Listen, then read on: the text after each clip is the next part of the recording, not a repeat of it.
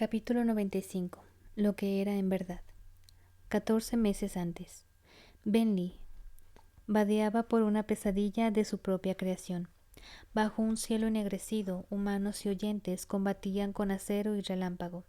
Oía chillidos con más frecuencia que órdenes, y por debajo de todo ello, una nueva canción, una canción invocadora, compuesta por miles de voces. La tormenta eterna estaba llegando, cobrando cada vez más fuerza a medida que los oyentes la llamaban. Había imaginado ese día como un esfuerzo organizado de los oyentes, comandados por ella. Pero en vez de eso había caos y guerra y muerte. Bentley no se unió al cántico, chapoteó cruzando charcos profundos, intentando escapar. Las lluvias del llanto caían a chorros, suaves pero persistentes.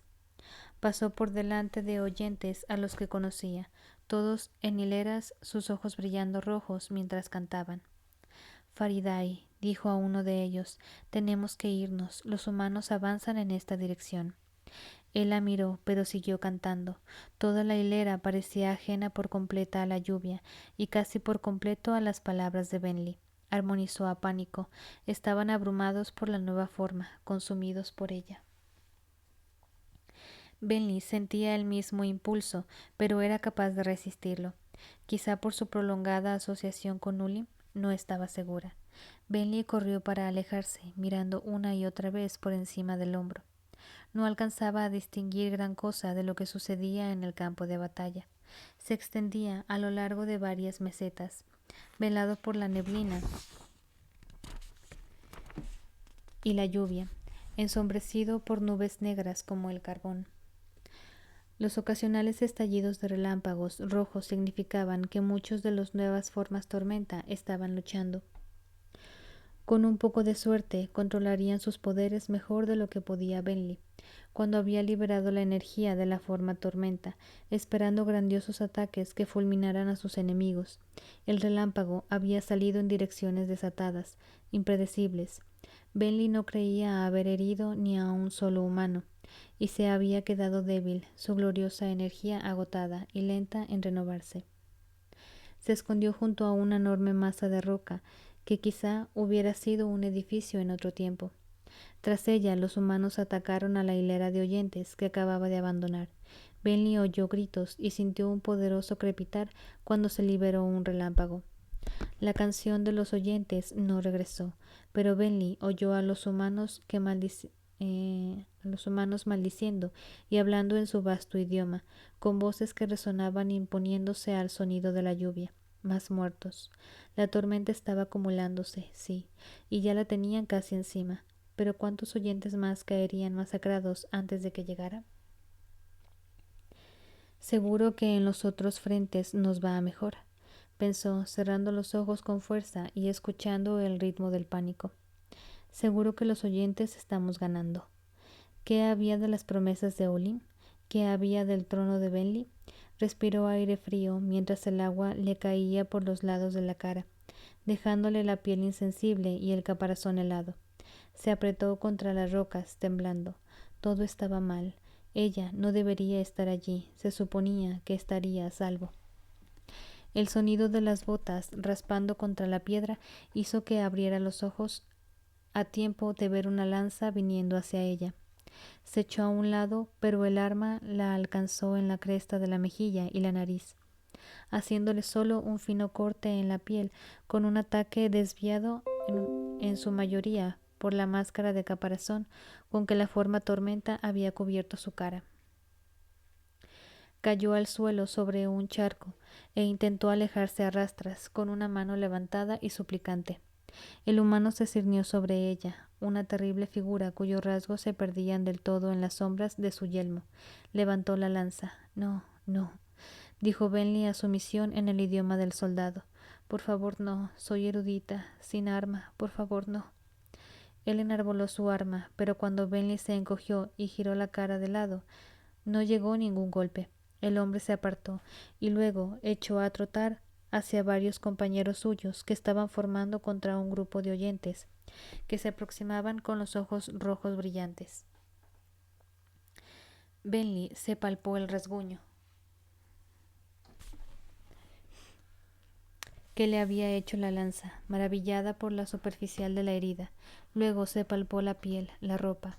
El humano la había dejado en paz, como ella le había pedido.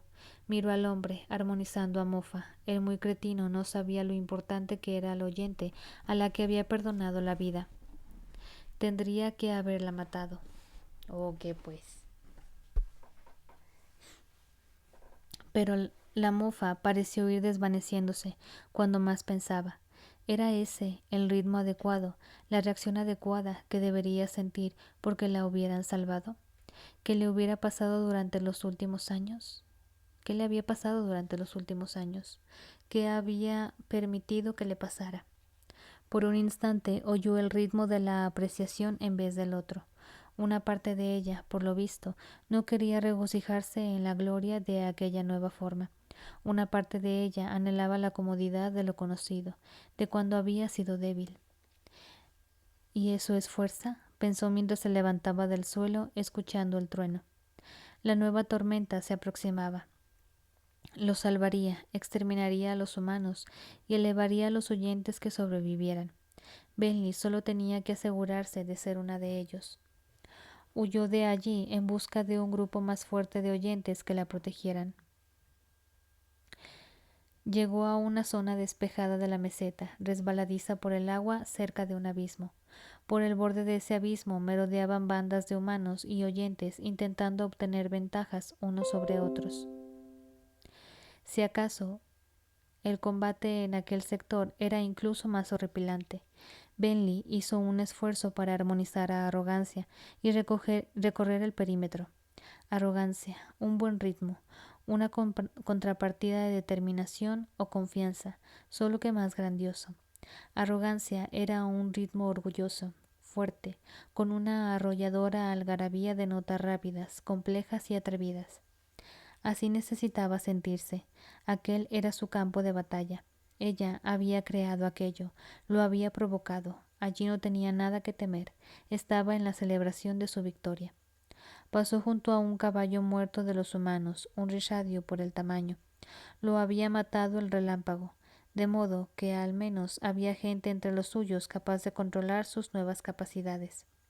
Por delante vislumbraba, gracias a la escasa luz que se colaba entre una acumulación de nubes, vio a dos figuras resplandecientes combatiendo a lo largo del borde del abismo, portadores de esquilada.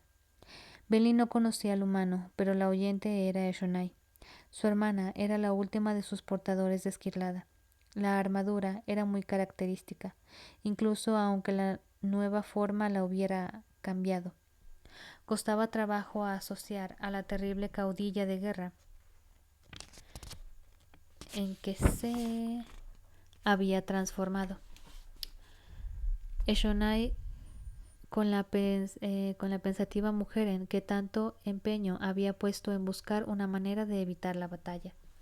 Bentley se detuvo junto a una aguja rota de piedra y se agachó para mirar entre la lluvia el choque de portadores de esquilada. Eshonai, y en particular la Eshonai mejorada, era más que capaz de librar un duelo por su cuenta. Bentley solo conseguiría molestarla. Pudo decirse eso y creerlo hasta el mismo instante en que Eshonai cayó empujada por el borde del precipicio. Un momento estaba enfrentándose con entereza contra el humano y al siguiente había desaparecido, precipitándose al abismo. Bentley la vio desaparecer con una sensación de desconexión. En armadura esquilada, Eshonai podía sobrevivir a esa caída, probablemente. La que corría peligro era Bentley, con el portador de esquilada humano tan cerca. Los nuevos ritmos vibraron a través de ella, hablándole en susurros de poder, intensificando sus emociones. Bentley seguía siendo ella misma, no demasiado influida por la forma. Al mando, no una esclava. Y sin embargo sentía nada. Para tratarse de una forma que parecía tan vibrante de emociones, no estaba bien. Había podido la antigua Bentley ver a su hermana en una caída quizá mortal sin armonizar siquiera a un ritmo apenado. Qué raro. ¿Por qué no se preocupaba? ¿Qué le estaba pasando? Benny retrocedió. Ya iría después a buscar a Eshonai. La ayudaría a salir del abismo. Podría armonizar a diversión juntas, mientras imaginaban a Bentley, una simple erudita, moviendo aunque fuese un dedo para ayudar a un combate entre portadores de esquilada. El campo de batalla siguió perdiéndose mientras Bentley buscaba refugio. Chillidos, impactos de relámpago. Vio en todo ello, algo más terrible que un mero enfrentamiento por el futuro de sus pueblos. Vio algo que disfrazaba de la matanza, una fuerza que parecía estar creciendo con la nueva tormenta, una fuerza que amaba la pasión, la ira, cualquier emoción, pero sobre todo la que llegaban cuando la gente sufría. La emoción nunca era más fuerte que cuando alguien moría. Era lo que esa fuerza buscaba, lo que anhelaba. Bentley sintió su presencia como una creciente miasma, más opresiva que las nubes cargadas de lluvia o la tormenta. Hello, hola, ya va. Tiempo sin saber de ti.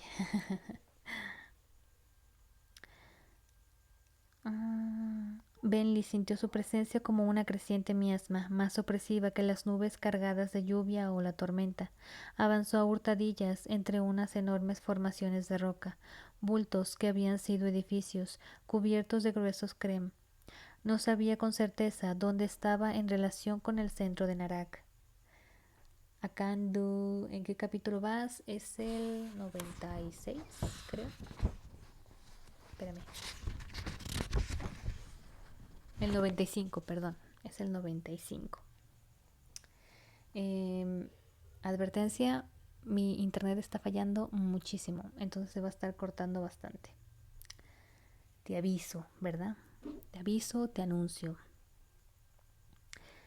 Por suerte, encontró una estrecha fisura entre los antiquísimos edificios. Se escurrió a su interior, mojada y superada por la sensación cada vez más intensa.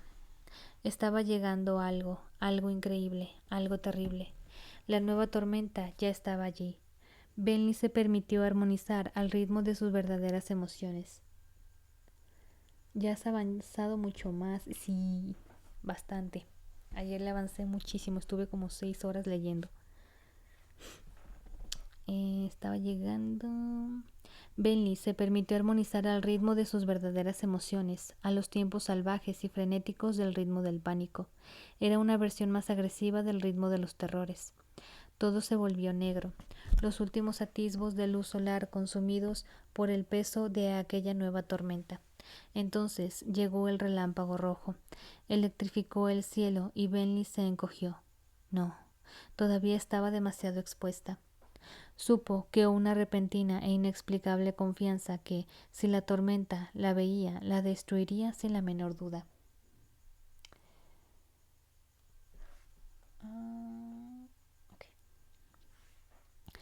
Entre descargas de relámpagos salió con esfuerzo de la cavidad rocosa y se movió a tientas por el lado del edificio de piedra. Los vientos empezaron a aullar, se aproximaba otra cosa. ¿Una alta tormenta también? El pánico estuvo a punto de anegarla. Pero entonces, para su increíble alivio, sus dedos palparon algo. Un agujero tallado en uno de los edificios cubiertos de crem. Era reciente, y los cortes demasiado recientes. Un portador de esquilada había estado allí. Ansiosa, se refugió en el interior, intentando desterrar el ritmo del pánico y reemplazarlo con otra cosa. Fuera, los vientos empezaron a chocar. Bentley se apretó contra la pared trasera de la pequeña cámara vacía, iluminada por los fogonazos cada vez más desenfrenados de fuera. Primero rojo, luego blanco, luego los dos enredados como gran caparazones luchando, aplastando el suelo a su alrededor con sus forcejeos. Empezaron a pasar cascotes volando por fuera de la abertura, iluminados por una ráfaga de fogonazos, y los ritmos de su cabeza enloquecieron. Se deshicieron, entremezclando los movimientos de uno con los de otros. El suelo tembló y crujió, y Benny intentó ocultarse más al fondo del edificio, alejada de la violencia. Pero cuando cruzó un umbral, el suelo se onduló y la derribó. Con un sonido tan fuerte que todo su cuerpo vibró, una sección entera del edificio de piedra quedó arrancada de sus cimientos, incluyendo la cámara que Bentley acababa de abandonar. La lluvia la acribilló, expuesta de los vientos aulladores a través de la pared rota. Aquello era el final del mundo. Ay. Minúscula, aterrorizada, Bentley se apretó entre dos pedazos de roca que parecían sólidos y cerró los ojos, incapaz de escuchar los ritmos por encima del sonido de la tempestad. Sin embargo, sabía el ritmo que oiría si pudiera, porque allí, apretada entre piedras, Bentley se vio obligada a reconocer lo que era en realidad. Ya casi el capítulo de momentos para llorar. No me digas eso. Lo que era en realidad. La verdad, que siempre había estado allí, encubierta, encostrada de creme, revelada solo cuando los vientos la cortaron hasta la misma alma. Bentley no era ninguna lumbrera forjando un nuevo camino para su pueblo. Todo lo que había descubierto se lo había revelado o insinuado Ulim. No era ninguna reina merecedora de gobernar. Le traían sin cuidado su pueblo, solo se preocupaba por ella misma. No era poderosa, el viento y las tormentas le recordaban que, hiciera lo que hiciera, por mucho que se esforzara, por mucho que fingiera, siempre sería pequeña. Bentley había fingido ser todas esas cosas y con toda probabilidad volvería a fingirlo en el momento en que pudiera mentirse a sí misma, en el momento en que estuviera a salvo. Pero allí, con todo lo demás desollando y su alma desnuda y pelada, Bentley tuvo que reconocer lo que era en verdad, lo que siempre había sido, una cobarde. Sí, eres medio cobarde, la neta. Déjeme tomar agua.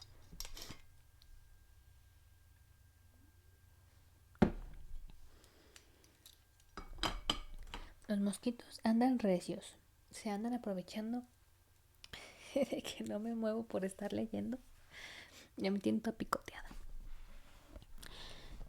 Capítulo 96. 1000 mentiras. Ahí. Os lo digo, lo escribo. Debéis liberar a la deshecha cautiva. Ella no se desvanecerá como yo. Si la dejáis como está, permanecerá apresada por toda la eternidad. Riley la encontró llorando. Benny podía contar con los dedos las veces que recordaba haber llorado. No solo armonizaba a duelo, sino sollozar de verdad. Ese día no podía evitarlo. Se había arrodillado en el recinto separado de la enfermería, al lado del extenso mapa de las llanuras quebradas, que Riley había robado. Estaba sola. Lirin y Esina habían salido a la sala principal para atender a los pacientes. Una nota escrita en el mapa ya insinuaba lo que Raveniel le había dicho. Había un grupo de nómadas en las colinas. Su pueblo había sobrevivido. Benny se volvió hacia Riley, que sorprendido estaba canturreando a asombro por haberla encontrado así. No somos los últimos, susurró Benny. Están vivos, Riley. Miles de ellos. ¿Quiénes? Riley también se arrodilló. ¿De qué estás hablando? Benny se secó los ojos. No quería que sus lágrimas destruyeran aquel mapa tan glorioso. Pasó a Riley la nota que le había dado Raveniel, pero claro, él no sabía leer, así que se la leyó ella en voz alta. ¿Entonces? Preguntó él armonizando de nuevo asombro. ¿Miles? Fue Tude, dijo Bentley. Rechazó la forma tormenta. Lo mismo...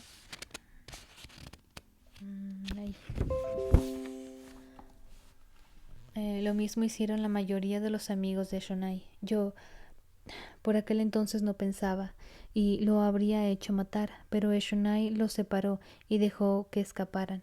Una parte de ella luchaba, así que les dio una oportunidad, y entonces... Tormentas. Estaba hecha un desastre. Se secó los ojos otra vez. ¿Cómo que los habrías hecho matar? Preguntó Relaine. Benley, no te entiendo. ¿Qué es lo que no me estás contando? Todo, susurró ella súplica. 1000 mentiras, Relaine. Benley, dijo él cogiéndole la mano. Caladín está despierto. Tef también. Tenemos un plan. El principio de un plan, al menos. Venía para explicárselo a Lirin y Escina. Vamos a intentar despertar a los radiantes, pero necesitamos sacar a esos formatormenta de la enfermería. Si sabes algo que pudiera ayudarnos, este sería buen momento para hablar. ¿Ayudar? Susurró Benley. Nada que yo haga ayuda, solo duele. Ay, no te pongas en modo...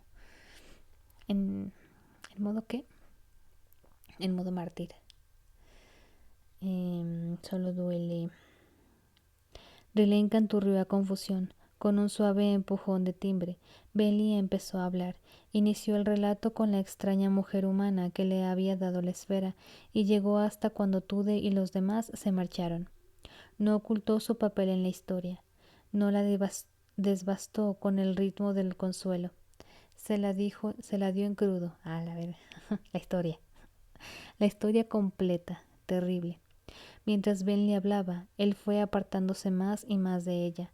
Su expresión cambió, sus ojos cada vez más abiertos, sus ritmos pasando de lo impactado a lo furioso, como Benley podía haber esperado, como Benley quería. Cuando terminó, se quedaron en silencio. Eres un monstruo, dijo él por fin. Tú hiciste esto, eres la responsable. Ella canturrió a consuelo. Supongo, dijo Relaine, que el enemigo habría encontrado otra forma de hacerlo sin tu ayuda. Pero eso da igual, Benley. Necesito encontrarlos, decidió ella, enrollando el mapa. Hay transferencias diarias a Colinar. Raveniel me ha relevado del servicio aquí y me ha dado un escrito que me permite procurarme servicio aquí. Todo lo que necesite. Debería poder conseguir un puesto en el próximo traslado y desde allí unirme a alguna exploración de los celestiales en las llanuras quebradas. Y si lo haces, llevarás al enemigo hasta nuestro pueblo, dijo Relaine. Benley, es evidente que Raveniel quiere que hagas eso. Sabe que vas a salir corriendo hacia ellos. Estás cayendo en lo que sea que planee. Sí, suena a que los estás dirigiendo. Benley ya lo había pensado, pero no estaba precisamente de su estado más racional. Pero algo tengo que hacer, Relaine, susurró. Tengo que verlos con mis propios ojos, aunque me toque ir a pie hasta allí. Estoy de acuerdo en que deberíamos ir con ellos tan pronto como sea razonable, dijo Relaine. Miró hacia las cortinas de sábanas y bajó la voz. Pero ahora no es el momento. Tenemos que salvar a los radiantes. ¿De verdad quieres que esté presente cuando lo hagáis, Relaine? ¿De verdad me quieres cerca? Relaine calló y empezó a canturrear a traición. Es lo inteligente, dijo ella. No te quiero cerca ni ahora mismo, Benley, dijo él, pero a la tormenta contigo te necesitamos. A la tormenta conmigo te necesitamos. Y creo que eres de fiar. Me has contado todo esto a fin de cuentas, y quién sabe cuánto de lo que hiciste estaba influido por tus formas o por esos vacíos spren. De momento, centrémonos en salvar a los radiantes. Si de verdad lamentas lo que hiciste, esta es la mejor manera de demostrarlo. Después de eso, podemos buscar a nuestra gente sin llevar a los fusionados hasta ellos. Benley apartó la mirada y canturrió también a traición. No. Esta no es mi lucha, Relaine. Nunca lo ha sido. Tengo que ir a ver si este mapa dice la verdad. Tengo que hacerlo. Oh, necia. Necia.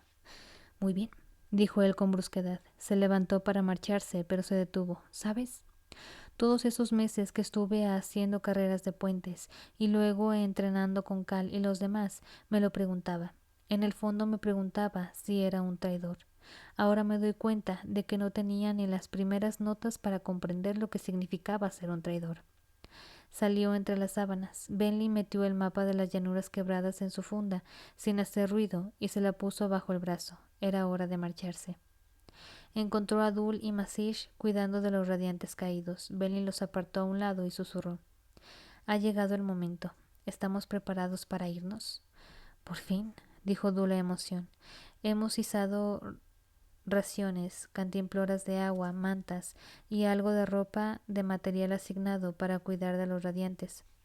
Arelo tiene todo preparado en macutos, escondidos en el resto del material del almacén que nos asignaron». «La gente está lista», añadió Masish, ansiosa. «Creemos que podremos sobrevivir al frío aquí arriba durante meses». «Necesitamos esas provisiones», dijo Benley. «Pero puede que no tengamos que sobrevivir en las montañas. Mirad». Les enseñó el mandato de autoridad que Raveniel le había entregado. «Con esto podemos cruzar las puertas juradas sin que nadie nos haga preguntas». «Tal vez», respondió Dul a apreciación. «Si vamos a Colinar, ¿qué hacemos después? Estaríamos en el mismo sitio donde empezamos. Cogemos las provisiones y usamos este escrito para salir de la ciudad», explicó Benley. «Caminamos y desaparecemos en las tierras salvajes al este de Colinar, como hicieron mis antepasados hace muchas generaciones». «Y llegamos a las llanuras quebradas», pensó, «pero eso llevaría demasiado tiempo». ¿Había alguna forma de que Benley se adelantara para explorar con ayuda de los celestiales? ¿Podría pedir que la dejaran más cerca de las montañas y reclamadas sin revelar lo que estaba buscando de verdad? Parecía mucho que pedir a aquellas letras escritas. Además, Raveniel sabía de la existencia de oyentes que habían sobrevivido. Sin duda, acabaría diciéndoselo a los demás fusionados. De momento, a Benley le daba igual. «Reunid a los demás», susurró. «Los humanos intentarán rescatar a esos radiantes muy pronto. La confusión debería bastar para encubrir nuestra huida.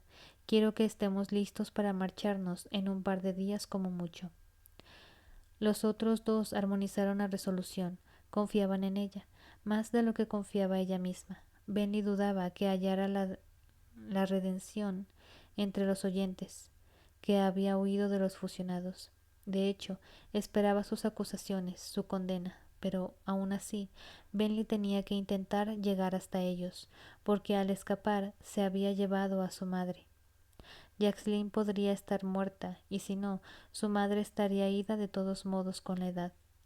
Pero también era la última persona, la única persona que quizá todavía pudiera querer a Benley a pesar de todo. Quizá, pero uno lo ve un poco complicado.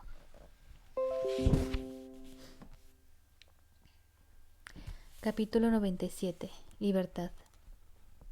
Con alguien que ha sufrido durante tantos siglos, como alguien a quien eso quebró, por favor, encontrad a Miss Ram y liberadla, no solo por su propio bien, por el bien de todos los Spren, pues creo que al encerrarla hemos provocado una herida a Roshar más grave de lo que nadie ha comprendido nunca. Ay, mi espalda. Navani entró en un estado de estudio febril, un frenesí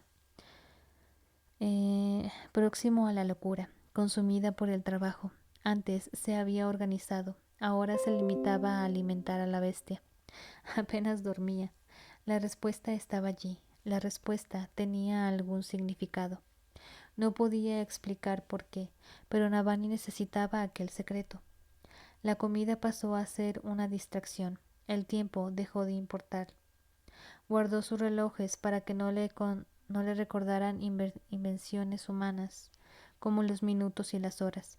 Estaba buscando algo más profundo, más importante. Esos actos en parte la horrorizaban. Navani seguía siendo ella misma, la clase de persona que guardaba los calcetines en el cajón apuntando todos en el mismo sentido. Adoraba los patrones, adoraba el orden, pero en su búsqueda de significado descubrió que también podría apreciar algo distinto del todo, el caos crudo y desorganizado de un cerebro haciendo conexiones, sumando a la orden concentrada de buscar una única y agaparadora respuesta. Podía encontrar el opuesto a la luz del vacío. La luz tormentosa y la del vacío tenían su propia clase de polaridad. Se veían atraídas por los tonos como las limaduras de hierro por un imán. Por tanto, Navani necesitaba un tono que repeliera la luz, necesitaba un sonido opuesto. Quería tonos fluidos, así que hizo que le llevaran una flauta de embolo, además de una trompa con tubo móvil. Pero seguía gustándole más el sonido que daban las planchas de metal. Eran difíciles de afinar e increíblemente pequeños, pero Navani podía pedir que le cortaran y tallaran más planchas deprisa. Su estudio pasó de la teoría de la música, en la que algunos filósofos afirmaban que el verdadero opuesto del sonido era el silencio, a la matemática. La matemática enseñaba que había números asociados con los tonos, frecuencias, longitudes de onda. La música, a su nivel más fundamental, era matemática. Interpretó el tono que representaba el sonido de la luz del vacío una y otra vez, incrustándolo en su mente. Sonaba con él cuando dormía. Lo tocaba nada más levantarse, observando las pautas de arena que creaba entre una placa de metal. Granos que danzaban, brincaban de arriba y abajo hasta asentarse en picos y valles. El opuesto de casi todos los números era un número negativo. Un tono podía ser negativo. Podía existir una longitud de onda negativa.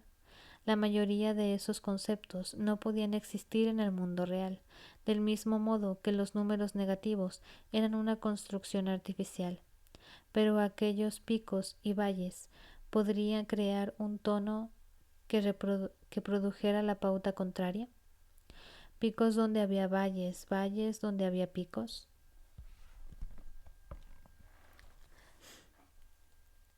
Durante su estudio enfebrecido de la teoría del sonido, descubrió la respuesta a esa cuestión.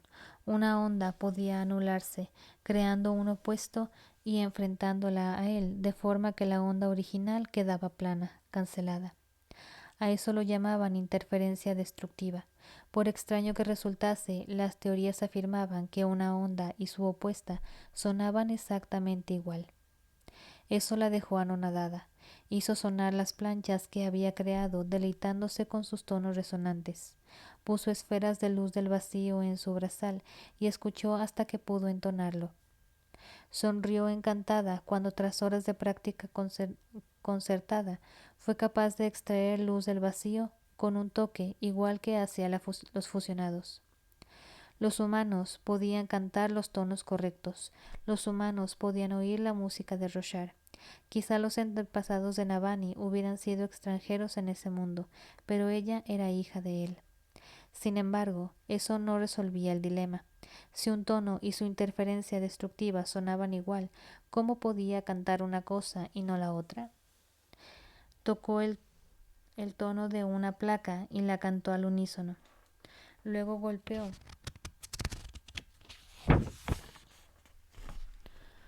un diapasón, escuchó los tonos de las gemas y regresó a la placa. Estaba mal, le faltaba un ápice, aunque los tonos encajaran.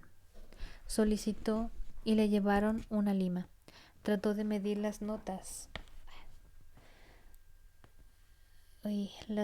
que hacía la plancha metálica, pero al final tuvo que confiar en su propio oído.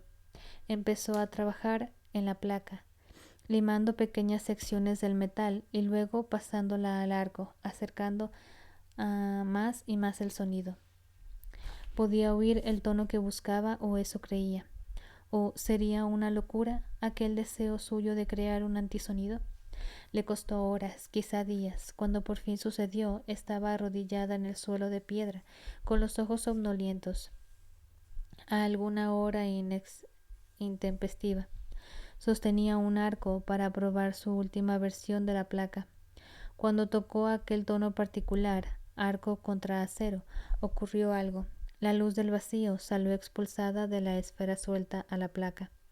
Fue repelida por la fuente del sonido. Navani volvió a probarlo y luego una tercera vez para asegurarse.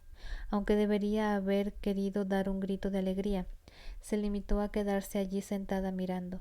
Se pasó la mano por el pelo, que ese día no se había recogido. Entonces se echó a reír. Funcionaba.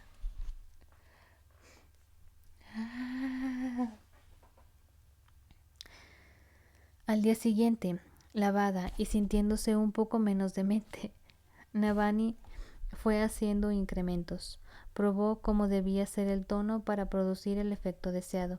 Midió la nota en distintos tamaños de gemas y en un flujo de luz del vacío que abandonaba una esfera en dirección a un diapasón. Lo hizo todo de una forma que, en la medida de lo posible, ocultaba el proceso al guardia que la vigilaba. Encorvada sobre un trabajo, estaba relativamente segura de que el regio no sería capaz de distinguir que había hecho un avance. Él, el de la noche anterior, no había prestado mucha atención. Se había pasado casi todo su turno dormitando. Segura que su tono funcionaba, empezó a entrenarse a sí misma para cantar la nota que daba la placa. Sonaba igual, pero de algún modo no era igual.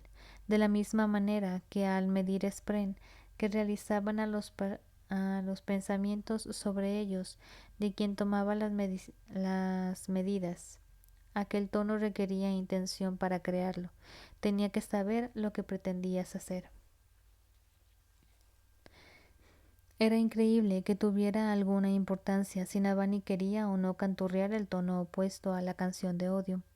Sonaba a locura, pero funcionaba. Era un experimento reproducible y cuantificable, dentro de la locura que había sido los últimos días. Las ciencias seguían funcionando. Navani había encontrado el tono opuesto a la luz del vacío, pero ¿cómo podía crear una luz que expresara ese tono? Buscó respuestas en la naturaleza. Un imán podía cambiar de polaridad con un relámpago cautivo y otro imán podía realinear los polos. Pero Raveniel le había mencionado que era posible magnetizar un pedazo de metal, normal y corriente, mediante el mismo proceso. Aquel que de verdad estaba cambiando la polaridad del imán. Así que o estaba borrando la polaridad existente y escribiéndola con algo nuevo. La idea la intrigaba, de modo que hizo unas cuantas peticiones clave a sus carceleros. Algunos objetos que tendrían que traerle de un laboratorio cerca de la cima de la torre. Poco después de eso, Raveniel acudió a ver cómo le iba. Navani se preparó. Había hecho planes para aquello. Navani, dijo la fusionada, esa última petición que has hecho es bastante rara. No sé qué pensar de ella. Es solo equipo de laboratorio un poco arcano, respondió Navani desde el escritorio. Nada de gran importancia, aunque sería divertido usarlo en algunos experimentos. No pasa nada si no lo encontráis. He autorizado la petición, dijo Raveniel. Si está allí, lo tendrás. Era un ritmo que expresaba curiosidad. Navani hizo una anotación en su cuaderno. Estaba intentando compilar una lista de todos ellos. ¿En qué trabajas?, preguntó Raveniel.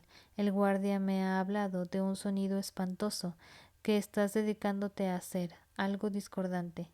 Condenación. A oídos de un regio, el sonido nuevo no sonaba igual. ¿Podría inventarle una explicación? Estoy comprobando cómo influyen los sonidos atonales en la luz del vacío.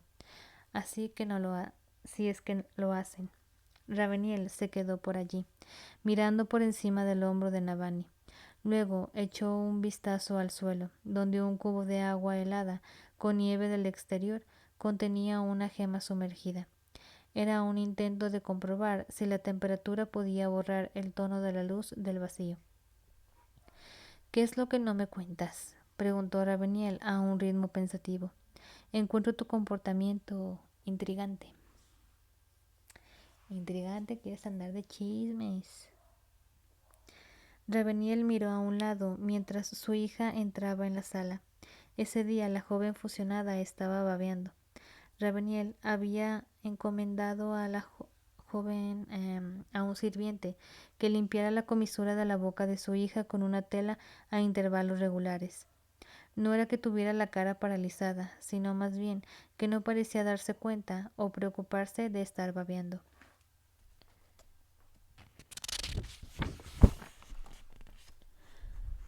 Has escrito en nuestro cuaderno sobre algo llamado ejes, dijo Navani intentando distraer a Raveniel. ¿Qué son? Un eje es la división más pequeña de la materia, respondió Raveniel. Odium puede verlos. En teoría, con un microscopio lo bastante potente, podríamos distinguir las bolitas de materia que lo componen todo. Navani había leído muchas teorías sobre esa división más pequeña posible de la materia. Decía mucho sobre su estado de ánimo, que apenas consideró una curiosidad que una fuente divina estuviera confirmando esas teorías. ¿Esos ejes tienen polaridad?, preguntó Navani mientras controlaba la temperatura de su experimento. Deben tenerla, dijo Raveniel. Teorizamos que la interconexión axial es lo que mantiene unidas las cosas. Ciertas potencias incluyen en eso. Las fuerzas entre los ejes son fundamentales en el funcionamiento del cosmere. Navani gruñó y tomó una anotación del testimonio. Del termómetro. ¿Qué estás haciendo?, preguntó Raveniel. Ver si una temperatura más fría cambia las vibraciones en una gema, reconoció Navani. Querría sujetar esta de aquí y decirme si el ritmo cambia o gana intensidad al calentarse. Puedo hacerlo, dijo Raveniel, y se sentó en el suelo junto a la mesa. Detrás de ella su hija la imitó. El ayudante, un cantor en forma de trabajo, se arrodilló para secar los hilos de la fusionada, los labios de la fusionada, perdón. Navani sacó la gema con una tenazas y se la dio a Raveniel. Aunque Navani podía oír las tenues notas de las gemas, se apretaba muchas,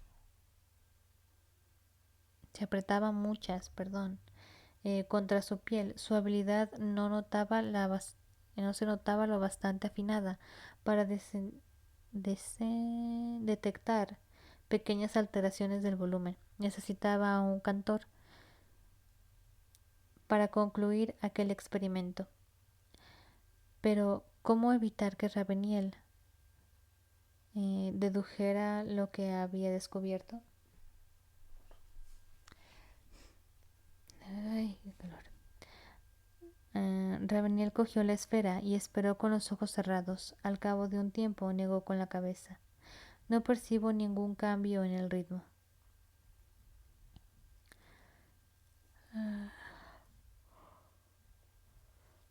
En el ritmo.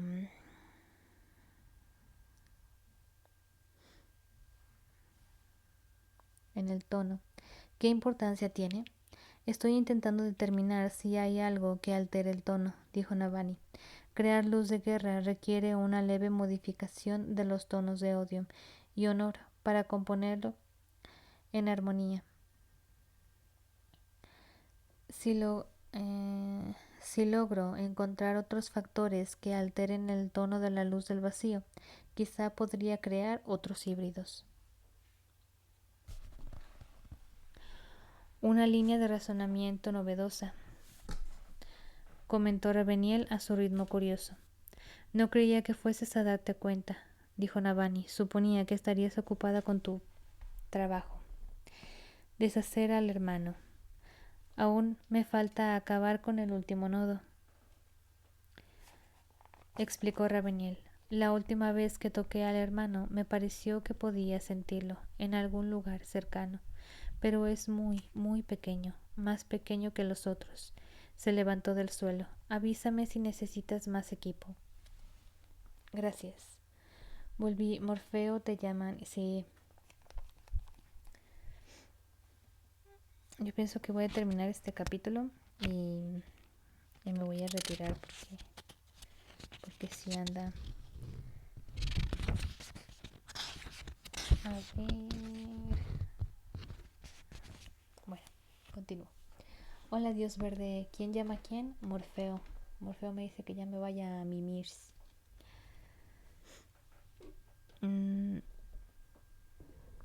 Explicó Raveniel. La última vez que toqué al hermano me pareció que podía sentirlo en algún lugar cercano, pero es muy, muy pequeño, más pequeño que los otros. Se levantó del suelo. Avísame si necesitas más equipo. Gracias, dijo Navani desde su mesa. Raveniel siguió sin marcharse, mientras Navani registraba los datos del experimento con el agua helada. Navani logró aparentar despreocupación justo hasta el momento en que oyó que se movían las placas. Se volvió para ver a Raveniel sacando la nueva, la que Navani había escondido debajo de varias otras. Condenación. ¿Cómo había elegido precisamente esa? Quizá era la que más usada se veía. Raveniel miró a Navani, que se obligó a girar la cabeza como si no pasara nada. Raveniel hizo sonar la placa. Navani soltó aire en silencio, cerrando los ojos. Se había devanado los sesos buscando formas de esconder lo que estaba haciendo, tomando notas, todas las precauciones posibles, pero debería haberlo sabido. Estaba en severa desventaja, vigilada a todas horas, con Raveniel siempre cerca. Navani abrió los párpados y encontró a Raveniel mirando la plancha de acero con los ojos como platos. Situó una esfera de luz del vacío, la tocó de nuevo y vio cómo la luz salía expulsada de la esfera. Raveniel habló con un ritmo reverente, un tono que repele la luz del vacío. Navani mantuvo el rostro impasible. Bueno, al menos eso respondía a una pregunta. Navani se había preguntado si las personas que interpretaban la nota debían tener la intención correcta de expulsar la luz del vacío, pero parecía que haber creado la placa para coincidir con sus tonos cantados era suficiente. Navani, dijo Raveniel bajando el arco, esto es extraordinario y muy peligroso. He sentido cómo reaccionaba la luz del vacío en mi gema corazón.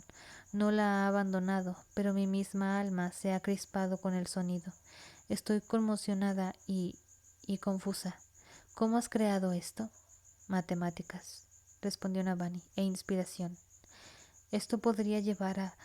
Raveniel canturrió para sus adentros y luego miró el cubo de agua helada. Intentas encontrar una manera. Dale, yo pongo la cama. ¿Cómo estamos?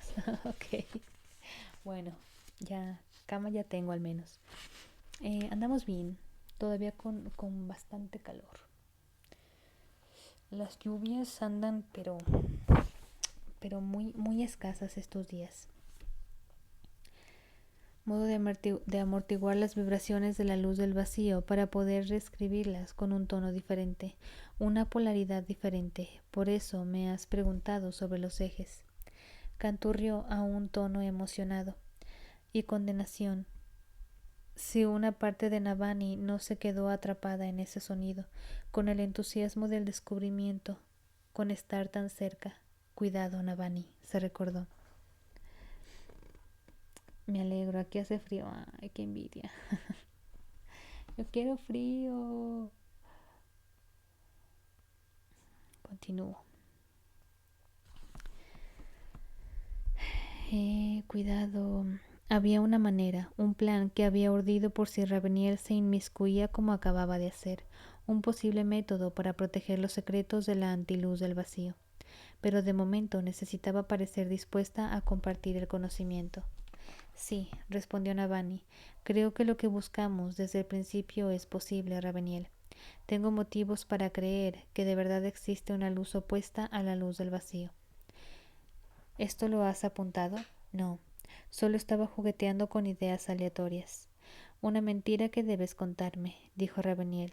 No te lo reprocho, Navani, pero debes saber que estoy dispuesta a hacer pedazos esta sala para encontrar tus notas si es necesario.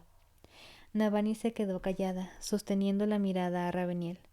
Todavía no me crees, dijo la fusionada. ¿No crees que seamos muchísimo más fuertes cuando trabajamos juntas? ¿Cómo puedo confiar en tu palabra, Raveniel? Preguntó Navani. Ya has incumplido promesas que me hiciste, y cada vez que te pido negociar por el bien de mi pueblo o del hermano, te niegas. Sí, pero ¿acaso no te he guiado hasta un arma? Repuso Raveniel. ¿No te he concedido los secretos que necesitabas para llegar hasta aquí? ¿Para tener al alcance algo capaz de matar a un dios? Y todo ha sido porque trabajamos juntas. Demos este último paso unidas. Envidia 20. ¿Me vengo? Artema, ¿volviste? ¿O te fuiste? ¿O te dormiste? ¿O qué pasó? ¿Te desmayaste? ¿Que dices que estás enfermo? Navani se debatió. Sabía que Raveniel no estaba mintiendo. La fusionada de verdad destrozaría aquella sala para encontrar las anotaciones de Navani, y además era probable que retirara a Navani la capacidad de solicitar material, con lo que detendría su progreso. Y estaba tan cerca. Morí.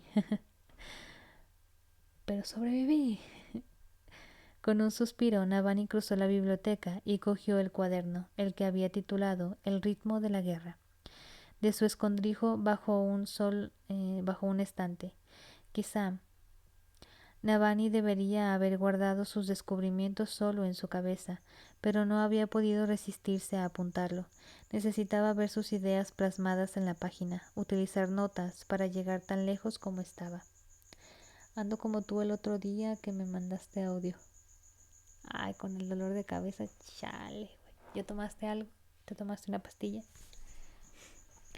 Raveniel se sentó a leer, a enterarse de lo que Navani había descubierto sobre ese nuevo tono, canturreando un ritmo de curiosidad entre dientes. Al poco tiempo llegó un sirviente a la puerta cargando con una gran caja de madera. Por fin, Navani fue hacia él y le cogió la caja. Dentro había un tubo de cristal de algo menos de 30 centímetros de diámetro, aunque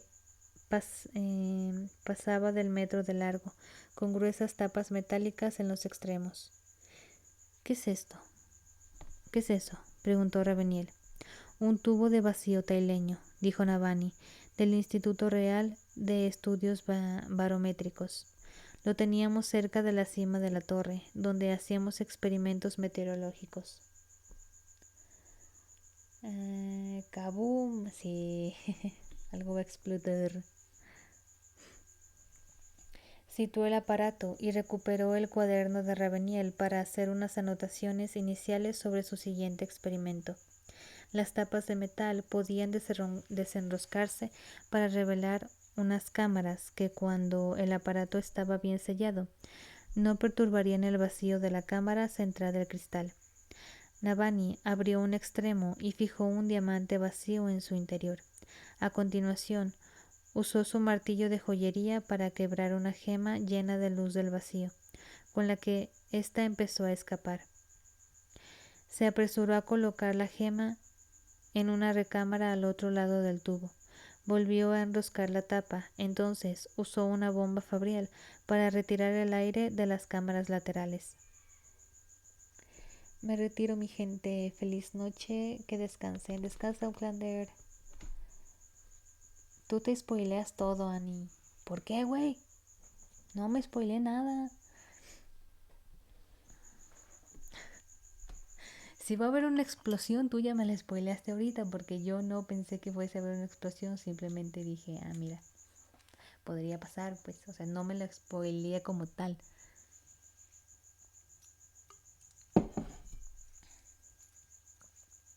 Y hay un pinche grillo chingando la madre al fondo.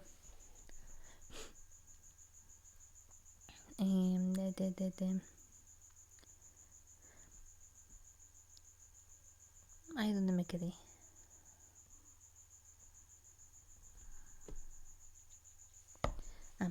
Por último, ¿sabes qué es lo único que me falta en el archivo? ¿Qué? ¿Tú sabes cómo es el saludo del puente 4? Los brazos cruzados. Pensé que era en mi casa el grillo. No, es aquí, anda chingue chingue. ¿Cómo lo explico? Es que, o sea, estoy haciendo la señal, pero pues obviamente tú no estás viendo. ¿Pero por qué? ¿Por qué quieres hacer el saludo del puente 4?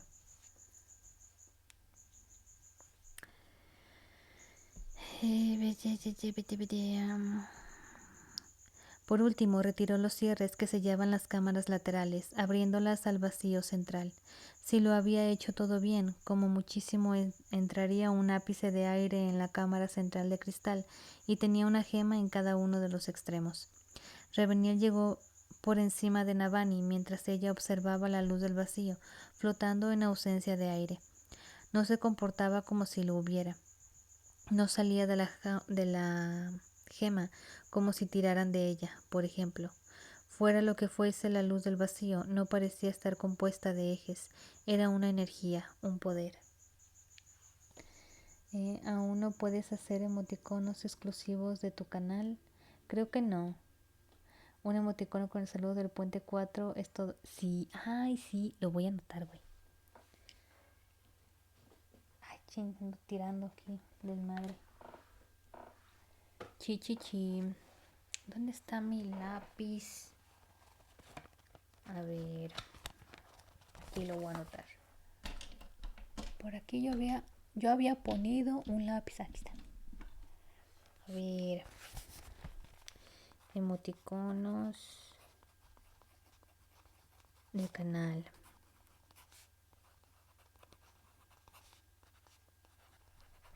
Saludo del puente.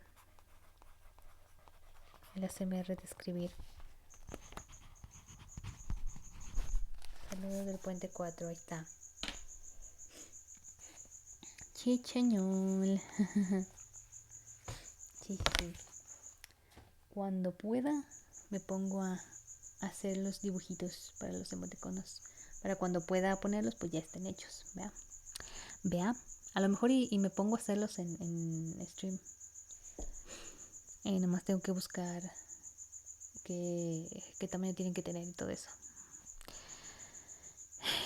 Cállate, grillo. No quiere callarse. Energía, un poder. ¿Qué estamos haciendo?, preguntó Raveniel en voz baja. Creo que esta es la única forma de aislar por completo la luz del vacío de las canciones de Roshar, explicó Navani. No puede haber sonido en el vacío, ya que no existe aire que transfiera las ondas. Así que confío en que la luz del vacío que expulse esta gema no podrá oír el ritmo de Odium por primera vez en toda su existencia. Sugieres que no emite el ritmo por sí misma, dijo Raveniel, sino que lo refleja, lo adopta. Igual que los Spren adoptan costumbres de los humanos, asintió Navani, o igual que un trozo de metal puede magnetizarse si se pone en contacto con un imán durante un largo periodo de tiempo. Seguro escribiste ignorar a Artema, ¿verdad? No escribí eso. Nada de eso, compaye. Ingenioso, susurró Raveniel. Ahora veremos, repuso Navani. Cogió su arco, apretó la plancha de metal contra el lado de la cámara del vacío y empezó a tocar su tono de antiluz del vacío. Raveniel torció el gesto al oír el sonido. La luz no podrá oírlo, dijo. Está sin aire, como has dicho, sí, pero se está moviendo por dentro y no tardará en tocar el diamante del otro extremo. Dijo Navani, quiero que eso sea lo primero que oiga cuando entre en contacto con la materia. Tuvieron que esperar un buen rato mientras la luz del vacío flotaba por dentro de un tubo. Pero Navani siguió tocando. En cierto modo, aquella era la culminación de sus días de fervor, el clímax de la sinfonía de locura que había estado componiendo. Al final, la luz del vacío tocó el diamante opaco y fue absorbida a su interior. Navani esperó a que hubiera entrado una buena cantidad y entonces Raveniel abrió el cierre que separaba el recinto del diamante del vacío. Navani abrió esa cámara con un sonido hueco y sacó el diamante. Tenía un leve brillo violeta negruzco. Se fijó en él, mirándolo más de cerca hasta que, sí, una tenue distorsión del aire que lo rodeaba. Se emocionó mientras se lo entregaba a Raveniel, que chilló. Navani atrapó el diamante cuando Raveniel lo soltó. La fusionada se llevó la mano al pecho, canturreando con violencia. Supongo que el sonido no ha sido agradable, dijo Navani. Era como el tono que hace la placa, respondió Raveniel, pero 1000 veces peor. Esto es una incorrección, una vibración que no debería existir. A mí me suena exactamente igual que el tono de odio, dijo Navani. Dejó la gema en su escritorio junto a la daga que le había dado Raveniel, la que podía canalizar y transportar luz. Se sentó en la silla a su lado. Raveniel se reunió con ella, llevando un taburete desde la pared. Contemplaron juntas la pequeña gema que tan errónea parecía. Navani, dijo Raveniel, esto cambia el mundo. Lo sé, repuso Navani. Se frotó la frente y suspiró. Pareces agotada, comentó Raveniel. Apenas he dormido estos últimos días, reconoció Navani. La verdad, todo esto es abrumador. Necesito un descanso, Raveniel. Caminar, pensar, ordenar las ideas y que la sangre vuelva a moverse. Adelante, dijo Raveniel, te espero aquí. Hizo una seña al guardia para que acompañara a Navani y ella se quedó mirando la gema. De hecho, parecía tan obsesionada con el diamante que no reparó en que Navani se llevaba el ritmo de la guerra cuando salió al pasillo con el guardia. Se preparó, esperando. Una explosión. Sacudió el pasillo, golpeando con tal fuerza física que el escolta de Navani saltó sorprendido. Los dos se volvieron para ver el humo que salía a borbotones de la sala que acababa de abandonar. El guardia regresó corriendo, tirando de Navani aferrada por el brazo. Encontraron un caos. El escritorio había explotado y Raveniel estaba tendida en el suelo. La cara de la fusionada era una máscara de dolor y su parte delantera estaba hecha trizas, su jabá destrozada, el caparazón rayado y partido, la piel de las articulaciones con pedazos de cristal clavados. ¿O eran de diamante? No había recibido mucha metralla en la cabeza, por suerte para ella, aunque manaba sangre naranja de 1.000.000 de heridas menores en los brazos y el pecho. En todo caso, Raveniel seguía con vida y el plan de Navani había fracasado. Navani había supuesto que en su ausencia Raveniel daría el siguiente paso, intentar mezclar luz del vacío con la nueva luz. No, Navani, ¿cómo pudiste? Un buen plan. Hey, Navani, bye bye, perra.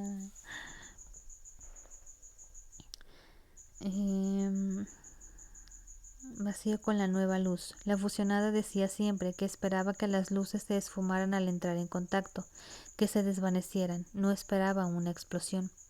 Navani había confiado en que, si Raveniel moría, se retrasaría la corrupción de la torre el tiempo suficiente para que ella pudiera convertir aquella nueva luz en un arma adecuada. Pero no podría ser. La explosión había sido menos fuerte de la que había destruido la sala donde estaban las eruditas, y Raveniel era mucho más dura que un humano. Una parte traicionera de Navani se alegró de que la fusionada no hubiera muerto. Raveniel se incorporó y miró a su alrededor por la biblioteca. Varias estanterías se habían derrumbado y su contenido estaba esparcido por el suelo. La hija de Raveniel seguía sentada en el mismo sitio, como si se hubiera dado cuenta de lo sucedido, a pesar de que tenía cortes en la cara. Su cuidador parecía haber muerto, desplomado de alguna manera en el suelo, boca abajo. Navani tuvo una punzada de sincera pena por eso. ¿Qué has hecho?, preguntó Navani, dama de los deseos. ¿Qué ha pasado? Raveniel parpadeó mientras se levantaba. He puesto el diamante que hemos creado en la empuñadura de la daga y he usado la punta para absorber luz del vacío de otra gema y mezclarlas.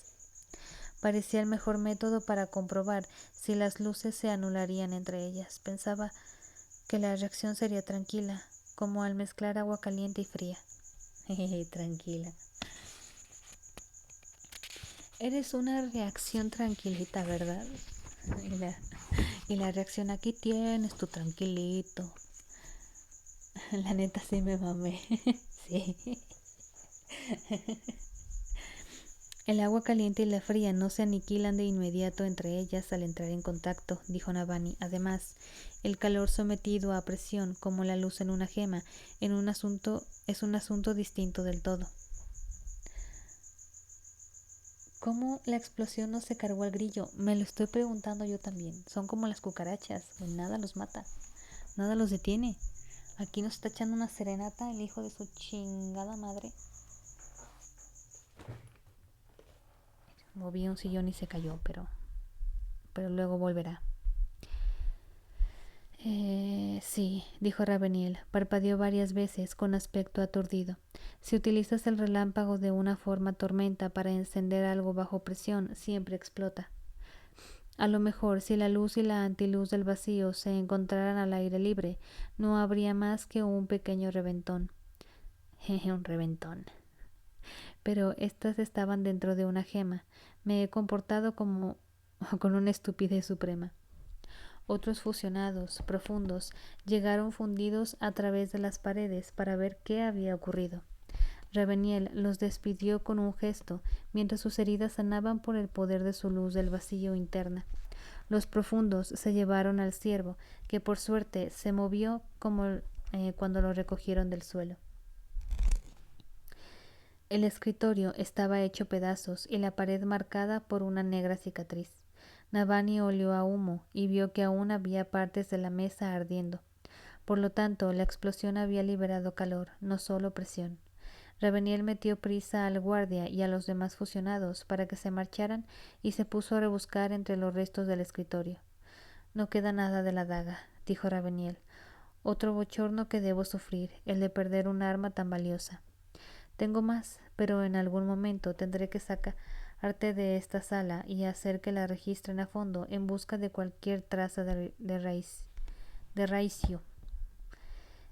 Quizá podamos fundirlo y forjar la daga de nuevo.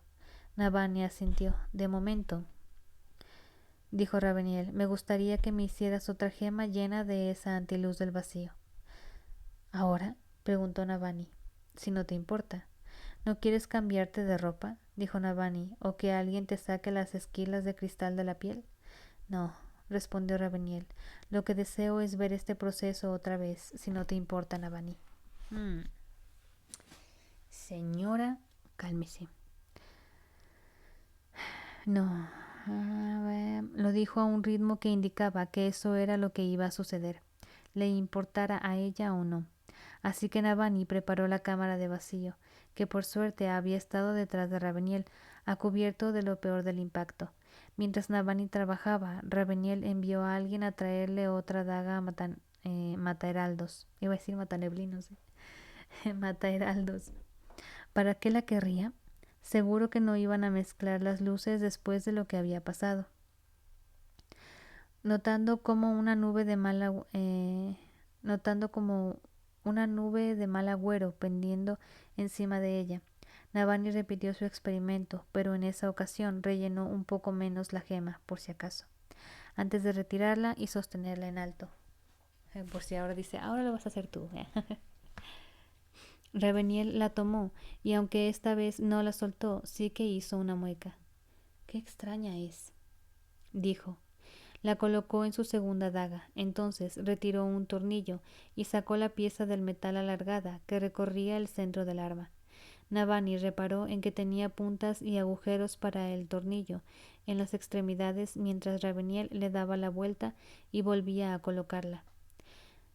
¿Es para que la antiluz del vacío fluya fuera de la gema a lo largo de la hoja?, preguntó Navani, en vez de absorber lo que toque. Exacto, dijo Raveniel, quizá debería ponerte a cubierto. Y entonces dio media vuelta, cruzó la sala y apuñaló a su hija en el pecho. ¿Qué? Navani se quedó demasiado patidifusa para moverse. Se quedó allí entre los escombros, boquiabierta, mientras Raveniel se alzaba sobre la otra fusionada, empuñando el arma más adentro. La fusionada más joven empezó a tener espasmos y Raveniel la sostuvo, clavando despiadada el arma en la carne de su hija. No hubo explosión, la luz del vacío de la fusionada no estaba sometida a presión como una gema, tal vez. Hubo una hedora carne quemada y la piel se llenó de ampollas alrededor de la herida. La fusionada más joven tembló y chilló, haciendo el brazo de su madre con las garras de una mano. Entonces los ojos se le pusieron lechosos, como de mármol blanco. Se quedó flácida y Navani creyó ver algo que escapaba de sus labios. Humo, como si todas sus entrañas hubieran ardido.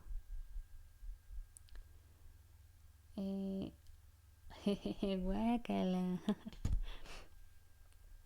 Raveniel sacó la daga y la tiró a un lado como si fuese basura. Acunó el cuerpo de su hija, apretó su frente contra la del cadáver, abrazándola y meciéndola adelante y atrás. Navani se acercó, escuchando el ritmo afligido de Raveniel. Aunque la coleta de mechones de Raveniel le caía alrededor de la cara, Navani vio lágrimas surcando sus mejillas rojas y negras. No estaba segura de haber visto llorar a un cantor nunca antes. Aquello no había sido un acto despiadado en absoluto. Había sido otra cosa. Misericordia, eso fue. La has matado, susurró Navani. Raveniel siguió meciendo el cadáver, abrazándose más a él, temblando mientras canturreaba. Elitha Nadile, dijo Navani, pronunciando el 10º nombre del Todopoderoso. La has matado para siempre, ¿verdad? No más renacimientos, susurró Raveniel. No más retornos, libre por fin, mi niña, libre. Ay, voy a marcar esto.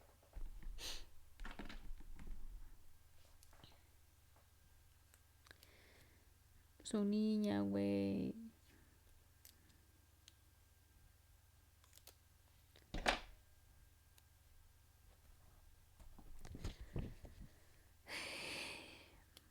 No manches.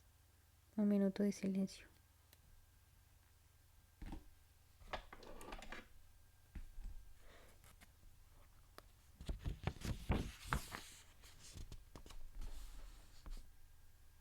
Suficiente.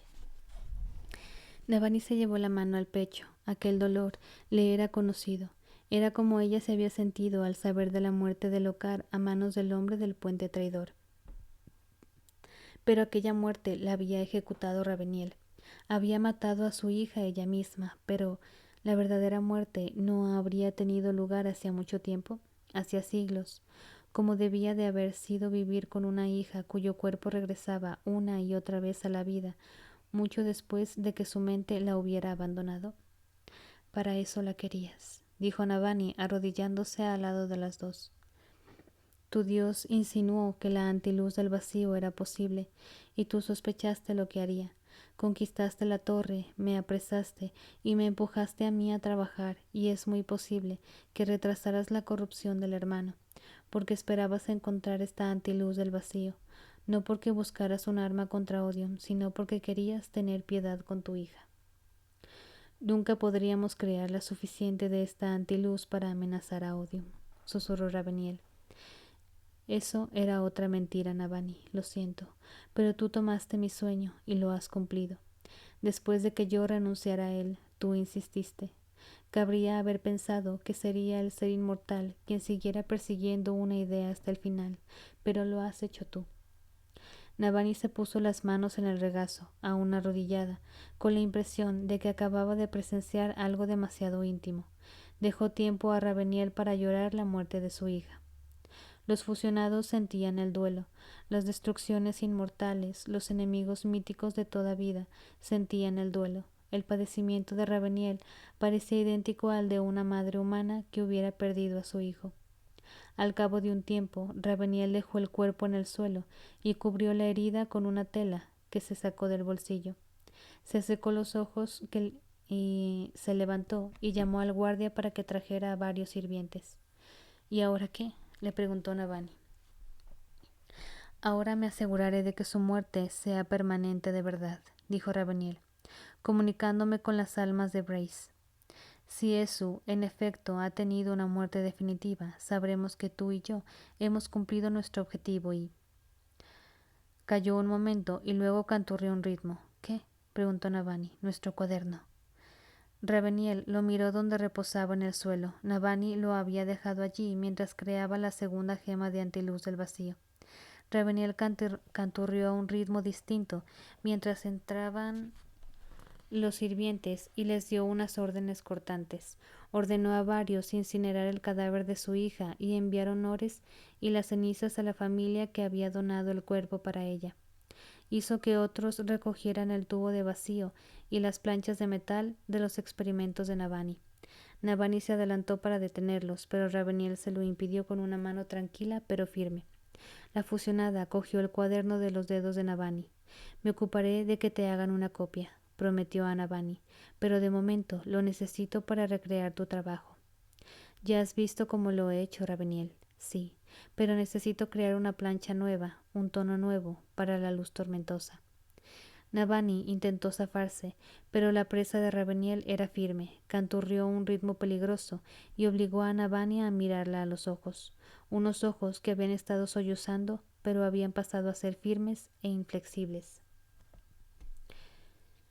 En eso quedan tus palabras sobre trabajar juntas, dijo Navani, y hasta te has atrevido a sugerir que me equivocaba al intentar ocultarte cosas. De veras voy a poner fin a la guerra, replicó Raveniel. Esa es la promesa que cumpliré, pues hoy hemos descubierto los medios para hacerlo. Por fin, una manera de garantizar que los radiantes ya no puedan luchar más. Funcionan igual que los fusionados, ¿sabes? Si matamos al humano, otro radiante nacerá. La lucha deviene eterna. Ambos bandos inmortales. Hoy acabamos con eso. He mantenido con vida a los radiantes de la torre con un motivo. La antiluz tormentosa necesitará sujetos de prueba. No puedes estar sugiriendo, dijo Navani. No te refieres a... Hoy es un día trascendental, prosiguió Raveniel, soltándola y echando a andar detrás de los sirvientes que se llevaban el equipo de Navani. Hoy es el día en que hemos descubierto la forma de destruir a los Spren radiantes. Te haré saber los resultados de la prueba. Fin de la cuarta parte. Vergam.